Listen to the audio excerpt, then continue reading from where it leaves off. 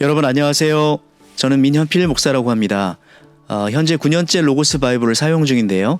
이런 기회를 통해 여러분에게 저의 작은 경험을 나눌 수 있게 되어서 감사하게 생각합니다. 로고스 바이블을 한마디로 정의하자면 성경 연구 플랫폼이라고 볼 수 있습니다. 성경 본문에 대한 연구는 물론이고 디지털 도서관, 설교 작성을 돕는 툴들이 있고요. 파워포인트와 이미지를 생성할 수도 있고 또 그것들을 로고스 프로그램 안에서 전 세계 유저들과 함께 공유할 수 있는 네트워크 환경이 구축되어 있습니다. 말 그대로 항공모함 같은 플랫폼인데요. 이 시간에 요한계시록 2장의 본문을 샘플로 이 로고스 바이블을 통해 어떤 연구 프로젝트를 수행할 수 있는지를 보여드리도록 하겠습니다. 자, 예를 들어서 여기에 요한계시록 2장 1절에서 7절이다. 요한계시록 이렇게 치셔도 되고요. 약어로 요한계시록이다 쳐도 상관없습니다. 로고스 바이블의 특징은 모든 자료들이 함께 연동이 된다라는 거예요. 그래서 방금 제가 한글 개역 개정판에 본문을 쳤는데 이 좌측에 있는 자료들도 함께 요한계시록 본문으로 바뀐 것을 볼 수가 있습니다. 자, 그럼 먼저 예를 들어서 에베소 교회의 사자에게 편지하라 하면서 나오는 이 본문이 있을 때 촛대에 대한 내용들을 한번 살펴보죠. 자, 이걸 클릭만 하면 로고스 바이블이 기본으로 제공하는 성경 백과가 연동이 됩니다. 그래서 이 촛대와 관련된 다양한 자료들을 보여줍니다. 자, 예를 들어 볼까요? 성경 문화 배경 사전이 떴어요. 제가 이걸 클릭해 보면 금 등잔대와 관련된 이미지와 설명들을 볼 수가 있습니다. 또 밑으로 내려가 보면 더 읽을 거리에 등잔대 이렇게 해서 구체적인 다른 정보들을 볼 수가 있고요.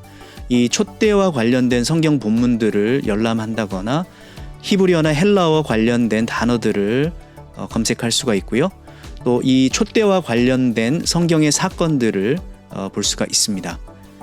또 영어 성경 사전 중에 앵커 바이블 딕셔너리나 렉산 바이블 딕셔너리와 같은 더 구체적인 디테일한 사전들을 검색을 할 수가 있습니다. 이렇게 로고스 바이블은 밑줄 그어진 하이퍼링크처럼 밑줄 그어진 내용에 해당하는 부분들이 성경 백과사전과 연동이 되어 있어요. 그래서 클릭만 하면 이렇게 새로운 정보들을 우리가 열람을 할 수가 있는 것입니다. 예를 들어 에베소 교회다 그러면 에베소 교회와 관련된 지도들을 열람을 하실 수가 있습니다. 소아시아의 7교회가 떴는데요. 요한계시록은 소아시아의 주요 도시였던 7교회들에게 회람되었던 구체적인 역사적 맥락 속에서 주어졌던 서신이라는 것을 이렇게 확인을 할 수가 있습니다. 그 다음에 로고스 바이블에서 또 한 가지 빼놓을 수 없는 것이 바로 검색 기능인데요. 예를 들면 여기에 있는 거 돋보기처럼 있는 거 보이시죠? 이거를 클릭을 하시면은 교회라는 단어를 한번 클릭해 보면 자, 그러면 성경에 다양한 본문들이 교회라고 하는 단어들이 떴습니다. 자, 이 열람하는 방식도 여러 가지 어떤 옵션이 있는데요. 이런 방식으로도 띄울 수가 있고요. 이렇게 클래식하게 또 이런 방식으로도 띄울 수가 있습니다.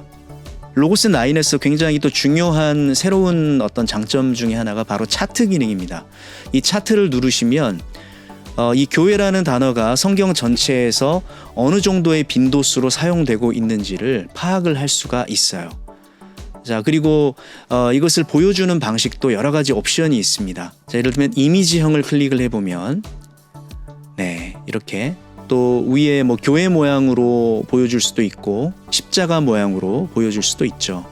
또 왕관 모양 이렇게 다양한 방식으로 이 이미지들을 보여줄 수가 있고요. 여기에 다른 이름으로 저장하기 위해서 이미지를 저장해서 나중에 성도들에게 양육을 할 때 이미지 자료를 PPT로 만들 수도 있습니다. 로고스 9의 또 다른 중요한 특징은 바로 성경의 각권 탐색기입니다.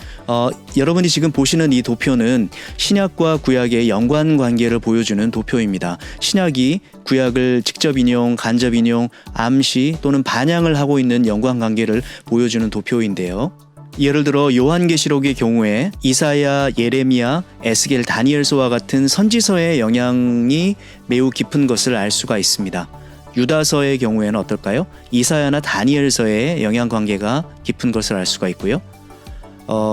요한일서는 잠언, 베드로 전서는 이사야나 에스겔, 히브리서는 시편, 이사야, 예레미야, 에스겔, 다니엘, 창세기, 출애굽기, 레위기, 모세오경 전반, 구약 성경 전반에 걸친 영향 관계가 있음을 알 수가 있습니다.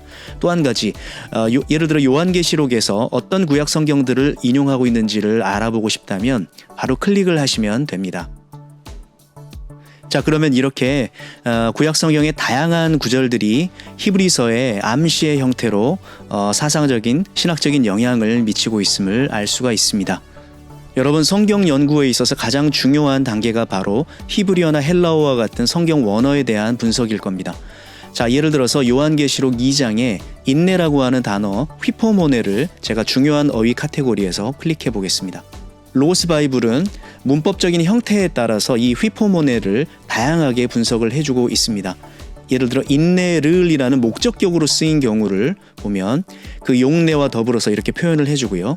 또 인내와라고 클릭을 하면 이렇게, 인내로를 클릭하면 또 이런 방식으로 사용된 용내를 우리에게 보여주는 것을 알 수 있습니다. 뿐만 아니라 어떤 특정 단어의 파싱과 관련된 정보는 여기서 확인을 할 수가 있고요. 또 구체적인 단어의 뜻을 알고 싶다면 어휘사전을 클릭을 하시면 바로 그 뜻과 아울러서 용례들을 확인을 할 수가 있습니다. 여러분, 로고스 바이블의 또 다른 핵심 꿀기능 중에 하나는 설교 작성 툴과 메모장을 함께 연동할 수가 있다는 겁니다. 예를 들어서 제가 조용민 목사님의 요한계시록 강해집을 연구를 하고 있습니다. 중요한 메모거리들이 있을 때 여기 보이시는 이 메모장에다가 내 나름대로 내용들을 메모합니다. 제가 예전에 만들어 놓았던 메모장들이 여러 개가 있는데요. 자, 이런 종류의 메모장들이 여기에 많이 있습니다. 여기에 설교에 관련된 핵심 아이디어들을 다 정리를 한 다음에 여기 우측 상단에 보시면 새로운 설교 문서가 있습니다. 여기에 들어가시면 그대로 고스란히 메모장에 있는 내용이 설교 툴로 들어온 것을 볼 수가 있습니다. 그런데 여기서 흥미로운 것은 설교 작성 툴에서 내가 어떤 본문이 필요할 때 그것을 일일이 카피를 하거나 아니면 타이핑을 할 필요가 없습니다. 예를 들어서 이렇게 입력만 하면 바로 본문이 들어온 것을 볼 수가 있습니다. 그래서 메모장에서 작성한 설교의 아이디어들을 최종적으로 설교 작성 툴에서 완성을 할 수가 있는 것이죠. 여러분, 이렇게 간략하게나마 로고스 바이블의 특징들을 설명해 드렸는데 아무쪼록 여러분에게 도움이 되셨기를 바랍니다. 감사합니다.